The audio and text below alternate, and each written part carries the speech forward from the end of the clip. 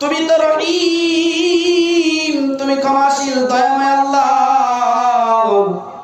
তুমি যদি মাফ না করো রব্বে কারীম, কার কাছে গিয়ে মাফ চাইবো আল্লাহ?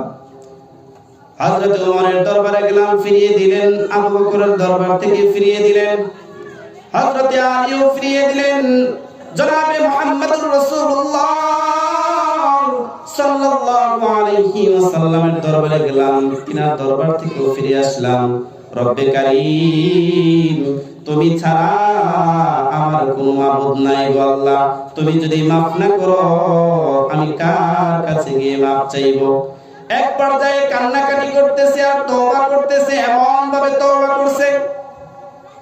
আল্লাহ পাক রব্বুল আলামিন কুরআনুল কারীমের মধ্যে বলেছেন, ইয়া আইয়ুহাল্লাযীনা আমানু তুবু ইলাল্লাহি তাওবাতান নাসুহা।